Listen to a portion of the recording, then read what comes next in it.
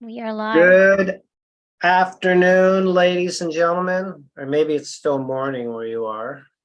But welcome to the Disability Digest Wednesday live event with myself, Brian Terrian, and as always, my trusted co-worker, Miss Jam. Hi, Um, everyone. welcome. Where's Cassie? 2 weeks in a row. She's asleep with her mom. All right. So, folks, today we are going to talk about doctors' tips to help you get your benefits, keep your benefits. I just want to give a shout out for my wardrobe was sponsored today. I Love Vermont shirt by my daughter Tate. So I'm in green. Green means go. We ready to go? Yep. Yeah. Oh, before we get started, and those of you in the audience, if you have any questions today, feel free to put those in. We'll take some time at the end to answer those. And if you missed last week's event, then you should check out the event that we did with attorney James Mitchell Brown about what you need to do to keep your benefits that address overpayments, continuing disability reviews, and the surveillance that Social Security has for disability recipients. All right, Jim, before we get started, any interesting items to discuss this week? Any notable, unique situations brought up? Oh, Oh, I was on mute. Sorry. Um, yeah, I have one earlier this morning. A member from our Facebook page asked how long it takes for a quality review for SSDI and if being sent to a quality review could result in a positive outcome. okay, good question. The length, I don't know, and it's difficult to predict any length in the Social Security world now, but I would expect it could be 30 to 60 days. I've seen them be less than that. Was part of that question, what is a quality review? Yes, what it is, and if you're being sent to a quality review, is it a good sign or bad sign? All right. So I've seen it go both ways. So here's my understanding of it. Somebody makes a decision. Typically, the ones that I've seen has been at the initial level. So that decision could be either the individual is approved or the individual is denied. And there is a process that Social Security has to take a certain number of those and to review them for quality review. Hence the name. And the individual or individuals that do the review could make a decision in the opposite direction. So I'll give you a real life one that happened to member Bonnie. Member Bonnie, we worked with from the very initial application. We loaded it up with everything. She had doctor support, third party references from her work, etc. And her case went through the initial application stage. We had a pretty good working relationship with the case manager, and that case was taken and sent off to a quality review.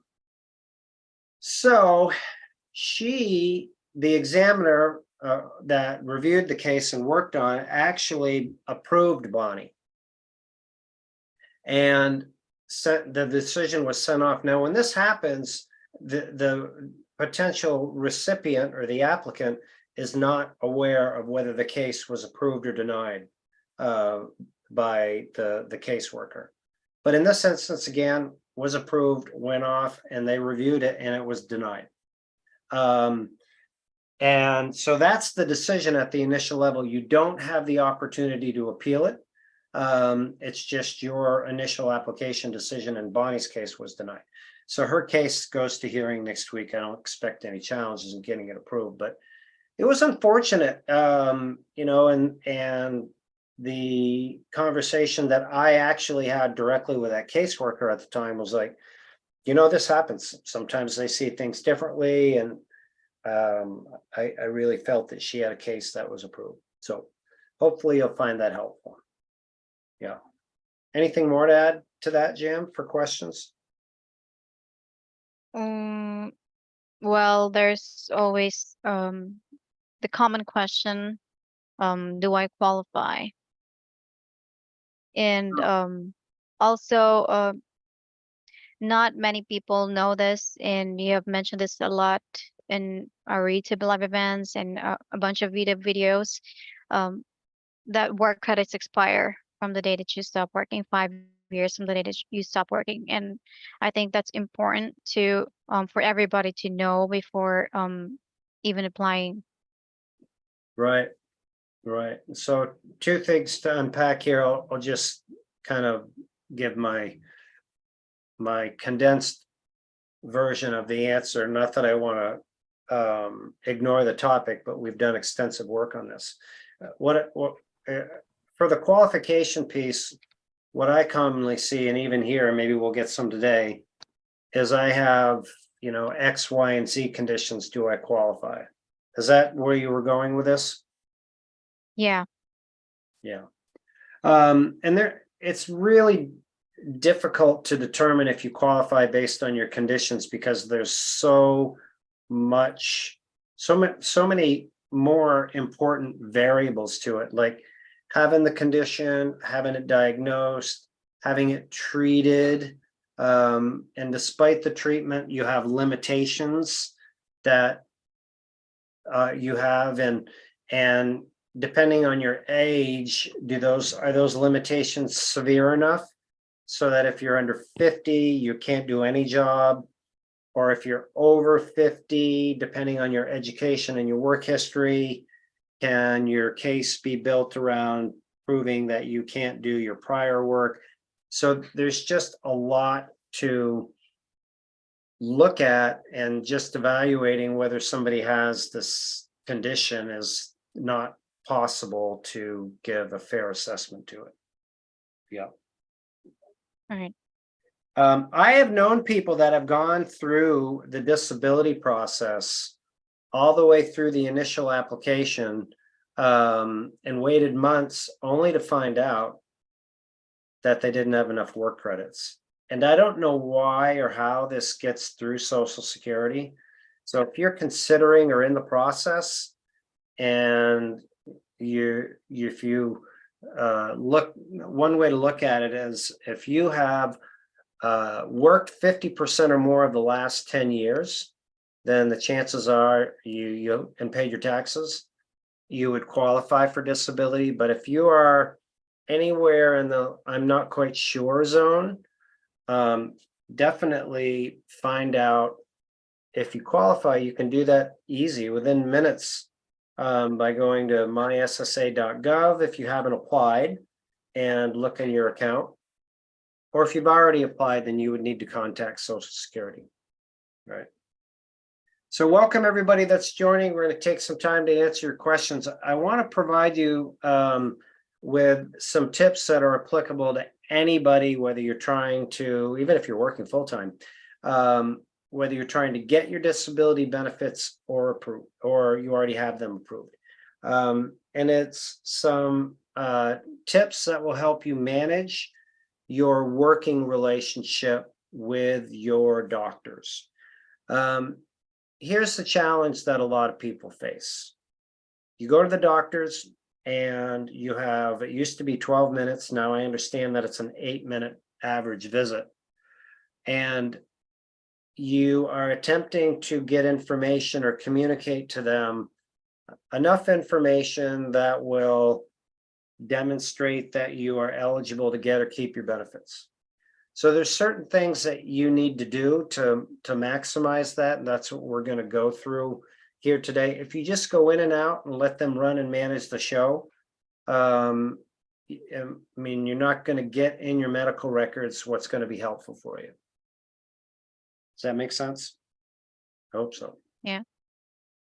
So These tips I've also provided below the if you're watching the replay, they will be below the video or in the notes. So the first thing is be prepared. And if you're not writing down or journaling or thinking that it's not an effective use of your time, then I would encourage you to listen to like what attorney James Mitchell Brown went through last week about the importance of keeping a journal. We're talking about 1 to 2 minutes a day for income insurance is really what it is. Writing down your physical and your brain health limitations and present them to your doctor and get them entered into your medical records. So for example, if you have physical limitations of sitting and standing and pain that's so severe that after you sit or stand, 2 or 3 times, you've got to lie down and be flat on your back for like an hour. If you communicate that to your doctor, like I'm only able to sit for 15 minutes, I'm only able to stand for 15 minutes, and I can alternate that 3 times, and then I have to lie down and rest. And that's put in your medical records, then what Social Security is going to see is that you're being treated for, say, degenerative disc disease, or you've had a spinal fusion, or arthritis in your back, those conditions, and you have those limitations. But if you don't communicate your limitations, all Social Security is going to see is the conditions, and it's up to them to interpret the severity of it. So you want to get the limitations in there. The other part of this that's helpful is you go to the doctors, or you should be, or I expect you are going there to get better, right? So if you're like, doc, I've been at 15 minutes of my ability to stand for the last year, and we've done these different things, and I'm not moving the needle. What else can we do? It allows you to hold the doctor accountable to treating you, giving you a treatment plan. And I'm not suggesting, maybe many people want to get better, and but I'm not saying that, the goal is to get you back to work. Maybe it is. But I don't think there's anybody out there that wouldn't mind feeling better. Okay. So that's tip numero uno. Write it down, keep a journal, write it down, bring it to your doctors every visit, even if it's the same limitations. You ready for number 2, Jim? All right. Yep. Be open and honest. And this is, I'll use an example where it's a glaringly apparent challenge, is with veterans. They're trained to play hurt. If somebody was an infantryman, the severity of an injury and how they communicate it based on their training is going to be different than a civilian.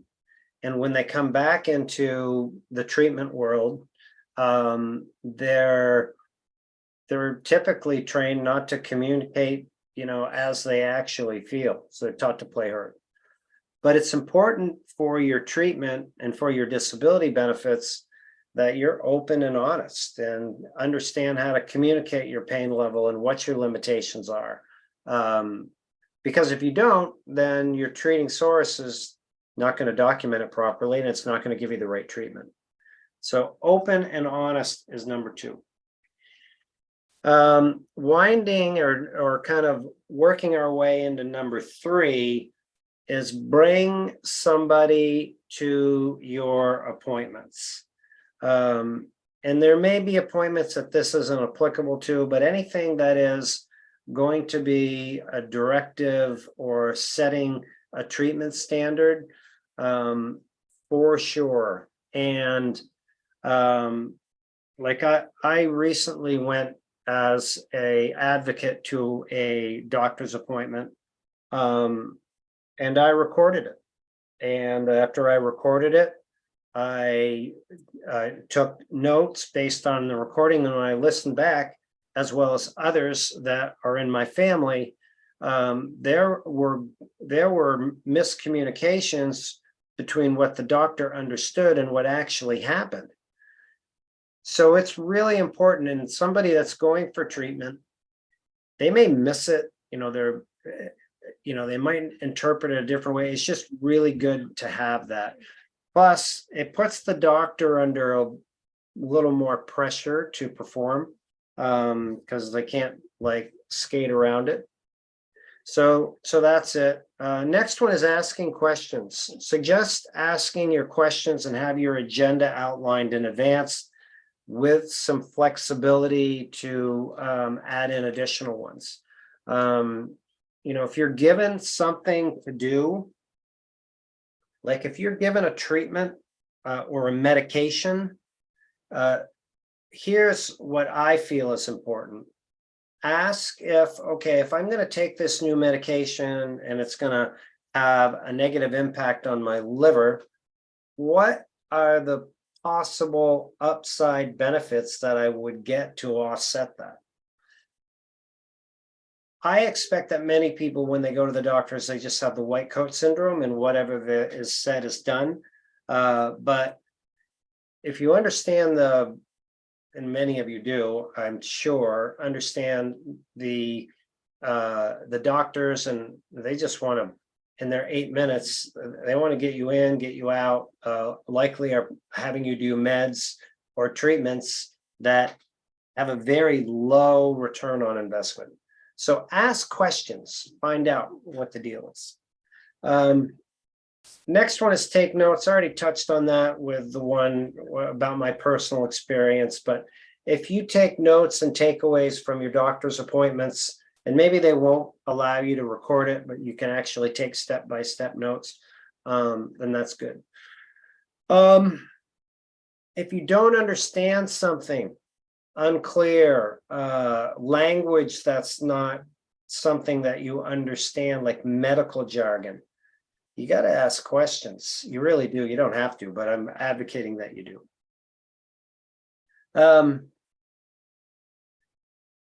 Medications. I've had numerous conversations with people, and this is point number 7. If you're on a medication, maybe it's not working for you, or it's run its course. It did, and then it didn't. Ask what else is available.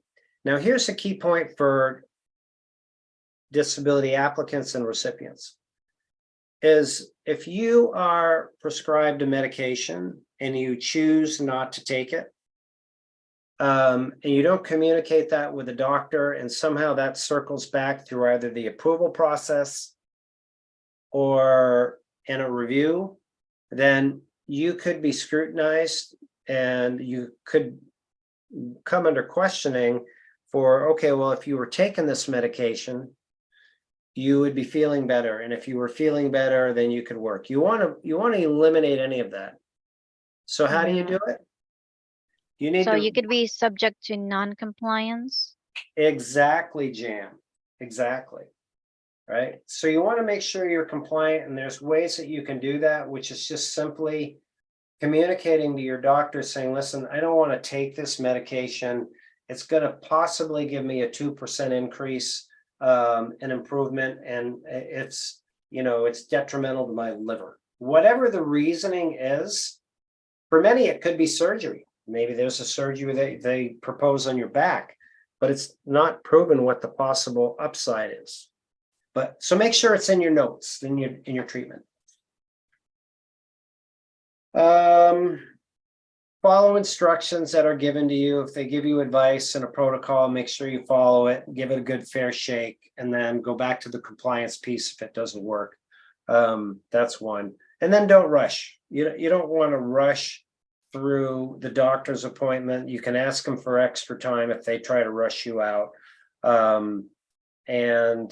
The last key point is stay on your treatment schedule. And this is the same thing as being compliant. If there's follow-ups, do the follow-ups. If you don't want to go to the follow-ups, make sure you stay in compliance, monitor the process. Everybody should have access to a patient portal now. You can go in there and review your medical records and look for any discrepancies of something that, I've learned from people about medications. that they've had in their medical record that they were never prescribed, didn't take, about conditions that people have. That's happened.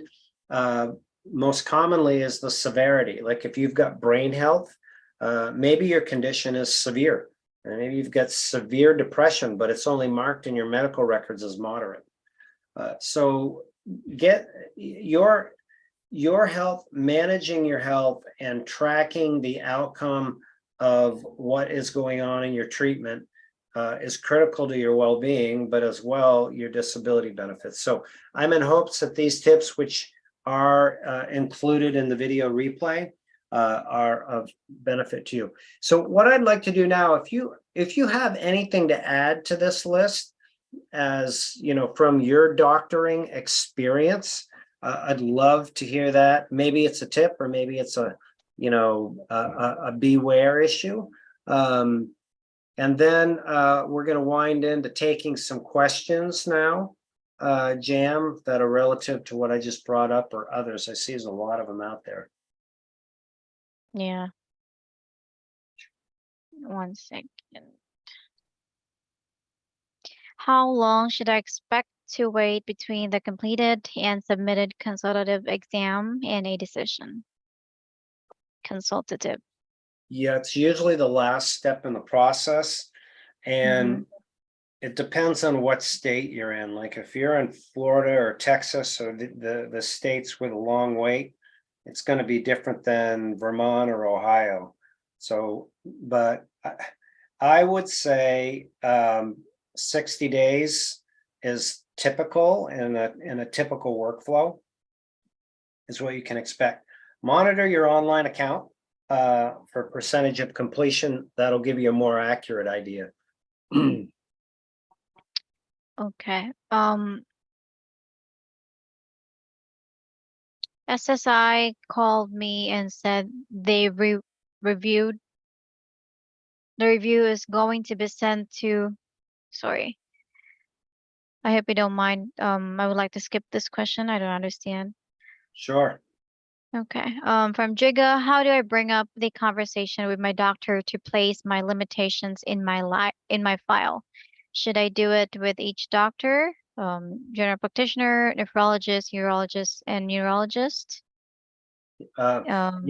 Yes, and the best way to do it is write them down Mhm. on a simple piece of paper, a lined piece of paper with short phrases. I can't sit for more than 15 minutes, right? Focus on your top 5.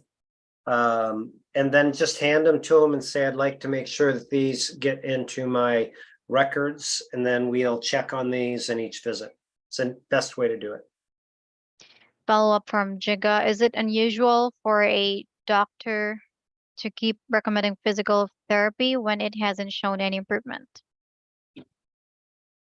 I don't know. Maybe somebody else has had this happen to them, but if it hasn't made any, maybe they believe it would. I don't know. So I don't have a lot on that. I do want to pause for just a moment, though, Jim. I am looking at a 5-star review that we have received out there. I don't know if you noticed that, from Bobby. Thank you, Bobby. Thank you, Bobby. Yes, appreciate that. Yeah, and shout out to my friends out there, David, John, Jessica, of course, Jiga.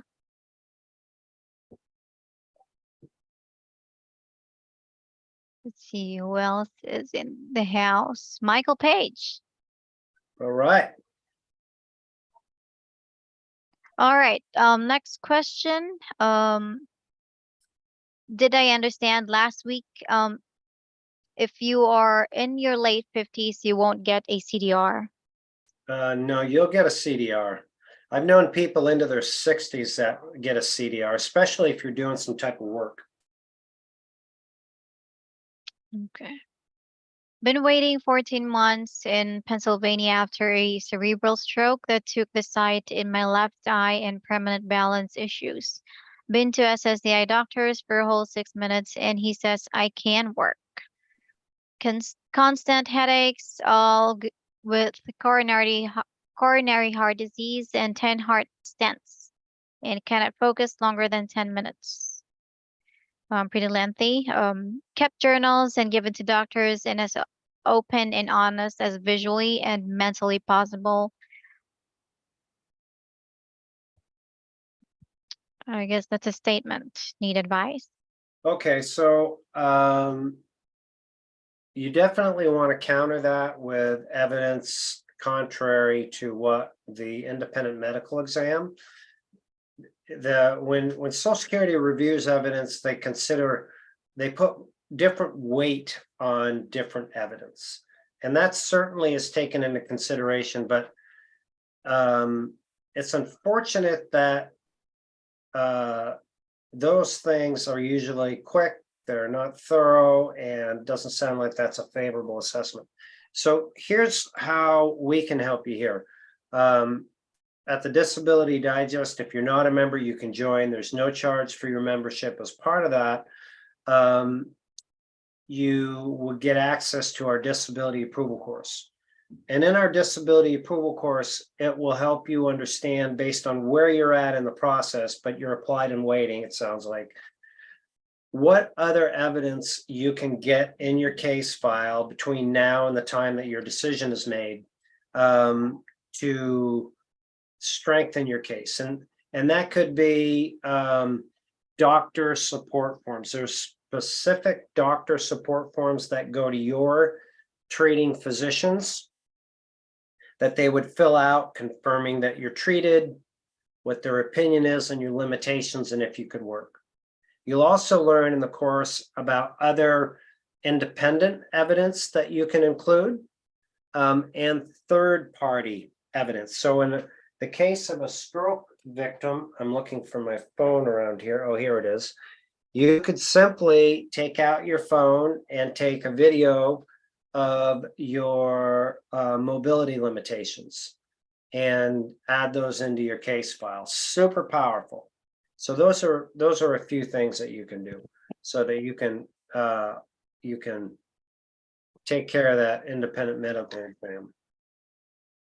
All right, this one's from Patty. Hi, based on last week's video, it seems that they have been cutting back pay rewards. I am considered disabled as of 2017. I was approved for disability August 22. I started receiving the monthly pay February of 23. I suppose my question based on the info in the video, I didn't understand 100%. Would my back pay be cut as well? It's not clear what the question is approved now, right? Yeah. And from last week's event, his understanding is that back benefits will be cut. Well, you should have already received your back benefits and you can get the maximum of 12 months. So if you're approved for disability, I'm trying to get to the point of the question and what it might be. So here's the thing. If you're already approved and you think whatever you receive for benefits, it's going to be difficult to dispute those because of the time that's been lapsed. And even if it was fresh, there is a risk of questioning the decision about back benefits.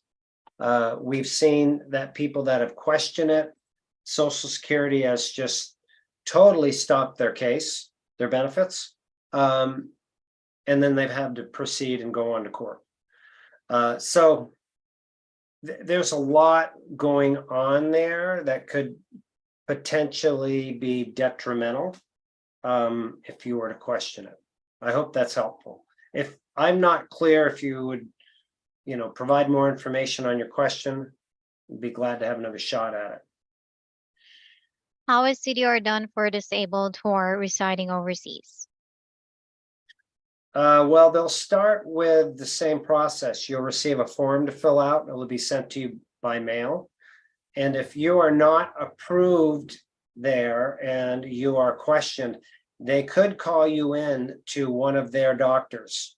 And I don't know if there's a way that they can accommodate that overseas. I don't know. I would expect that they could call you back into the States to do that.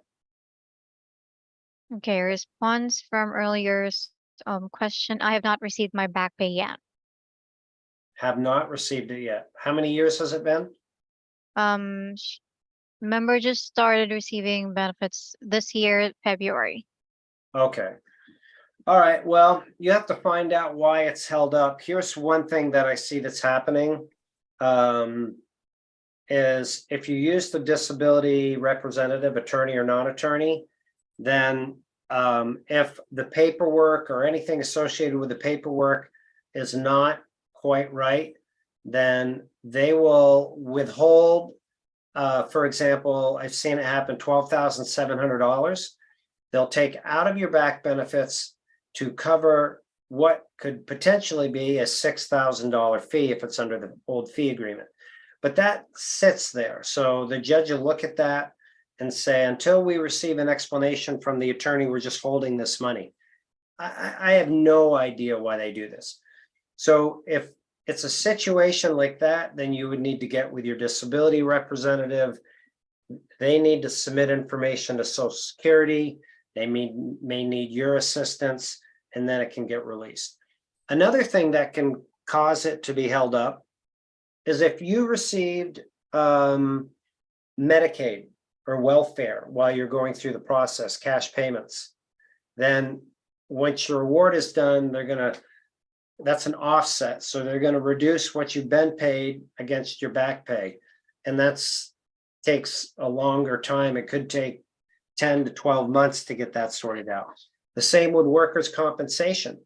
That's another offset that could hold up the back pay. So one, find out what it is, what's holding it up, and then see if there's any missing information that needs to be provided to resolve it. Okay. What are some examples of post-stroke limitations? I'm not able to wash dishes because of standing in my left arm or hand. Can bend, squat to wash bathtub. Have to rotate between bed and recliner. This is for a stroke victim. Yep, for Yeah, Judah. this is a really good question. I'm curious, one, how old you are and what you did for work. Because those limitations are right, but they're better communicated if you can put specific limitations on them, like I can only stand for X amount of minutes.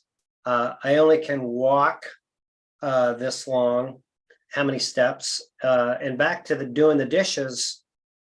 If you take a look at a sink full of dishes, like can you do for two people, which is two plates, the silverware, the cups, the pots, etc. What is it like for you to stand at the sink?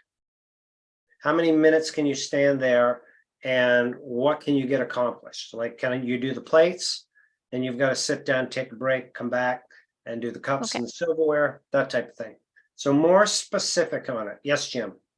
48 and used to be a waiter. Okay, so if you're 48, then you need to prove that you're not able to do anything. Not just a waiter.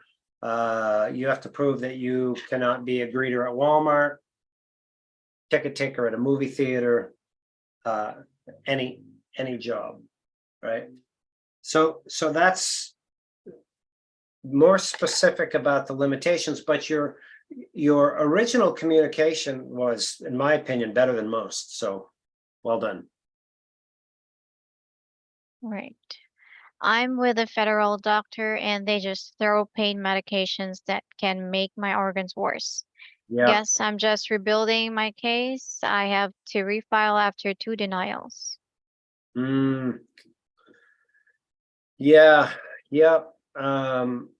Hopefully some of the tips that I gave you will allow you to control that and get approved. Right. Okay.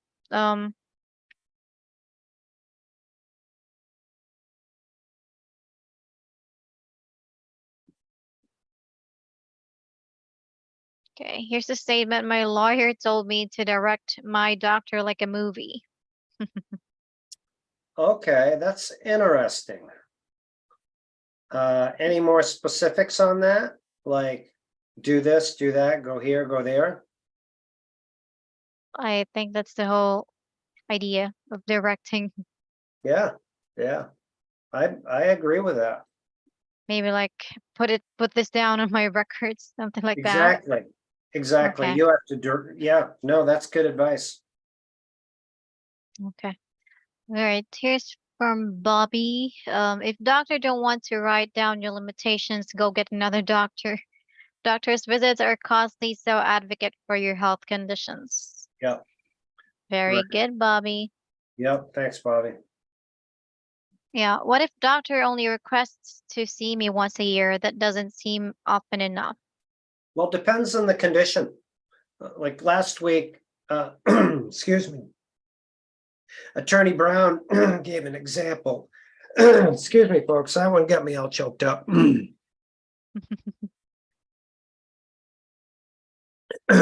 Attorney Brown gave an example of an individual with cerebral palsy that there wasn't anything that could be done for him and didn't have a general practitioner, had a neurologist, and was only going once a year because there's nothing that can be done. So compliance is based on what the suggested treatment protocol is. So if you are in a situation where you have chronic pain and other autoimmune conditions, then your treatment is going to be more consistent. How do I keep my benefits after a reevaluation diagnosed with epilepsy? How do you keep them? Well, hopefully you followed the steps that we have provided you, and they're not denied, right? There's a lot of places I could go with that, but here's the big thing is that if you haven't done the work in advance to have your medical evidence and your treatment, when you go to a review and you should be going to a doctor and you're not, this really isn't anything that you can do. And that's where people run into some massive problems. Exactly what Attorney Brown talked about last week. So hopefully this message will help save some people. 144,000 people are going to end up having their benefits denied as a result of a CDR annually. It's a lot. Can I own a car greater than $2,000 while on SSI? My understanding of SSI is you can own a car and a house and it doesn't impact your benefits, but I would check with a benefit planner. And if you don't want to, rock the boat at Social Security, contact your local Center for Independent Living and they have benefit planners there. And they're, you may have some other, there's a whole variety of categories that impact your eligibility for SSI. My hunch is it's okay, but that's how you would confirm it. Okay. Oh, here's a comment from another viewer. I was told under $6,000 if only one vehicle or a total under 6,000 for multiple vehicles. That could be, the states have different rules. The general rule that I am familiar with is you can have a house and a car and any liquid assets, $1,500 for an individual, below that, or $2,500 as a couple. But again, the guidelines are slightly different in each state, and you can look them up online. Just type in SSI or welfare guidelines for whatever your state is. All right. What is your opinion on disability agency taking 11 years to adjudicate a disability claim? I have 4 favorable disability decisions, and this last on is stalling, in my opinion. The proof is in. All right, so 11 years for one decision, that's a long time. I don't know of many or any if that would have gone that long. But I don't get the other part though, Jim. There's decisions that are already done. Is this an individual or somebody that's out there representing cases? Individual, this is a member I know, John. Right, but I don't understand the second part with decisions that have been done. Read that to me. Right. I have 4 favorable disability decisions, and this last on is stalling, in my opinion. Yeah, you only can be approved for Social Security disability once, so that question's not Mm-hmm. clear to me. Yeah, yeah, provide us with a bit more information. We'd be glad to help it out. And thanks for the suggestion of drinking water. Yeah, Kathleen, appreciate that. Yeah, that's Kathleen. Hi, Kathleen. Right. Um, I'm working part-time in my own, but limited because of pain sitting and standing. Will I get approved? I'm in contact with legal aid for vets, not attorney. Yeah, there's so many factors involved in the approval process that based on that information, I don't know. We could give you a better idea if you came in, joined as a member, went through the resources. You have the ability to communicate with advocates here, either via email or sometimes on the phone. And they could give you a pretty good understanding of it. Plus, you get access to the course. The legal aid piece, if you're comfortable with that, then fine. Here's my word of caution. It's my experience with legal aid is that it's free, which is attractive because it could potentially save you $7,200. But those that do the cases have a couple of challenges. One, they're typically new. Sometimes they're just out of law school. They haven't done a lot of this work. And then they have a gargantuan, which means a lot, large caseload. So, and they don't do any custom work. Like you can do a lot of the custom work just by getting involved in using the approval course. And if you are using free legal aid, I would definitely encourage you to get involved and get into the section of the course that's appropriate for you. And then make sure that what needs to be done, that legal aid or a regular representative is doing this for you. All right. I won my case, and my lawyer told me he didn't get 5,000 of his pay, so I thought it's part of my award, so I fought for it and got it. Took a year, but I won. Keep an open mind. Nice, congratulations. Winning now is not easy, folks. So that's good news. Yeah. What can you do if you receive an eviction notice while waiting for disability? Yeah, that's a tough one. I mean, there is a dire need clause with Social Security, but they're seldom effective. I would consider contacting your local government official. If you search the YouTube channel with the keyword representative, there's different videos on this with success stories, and explain to them that you are applying for disability, you're about to be homeless. Could they assist in having Social Security expedite your decision? That's a possibility, especially if you are responsible for children under 18. Right. Okay. Here's a response from disabled officer about the 4 favorable decisions earlier, Brian. It's not Social Security, it's federal agency that demands timely responses, but they have no time frames. I still don't know how to answer that. Sorry. Right. Me too.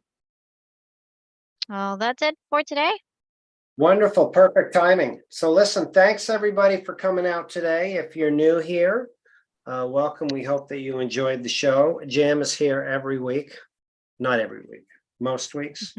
Yep. So encourage you to subscribe, ring the bell. If you like the work that we do, give it a share. Invite others to come on by here and subscribe to our channel so you don't miss anything.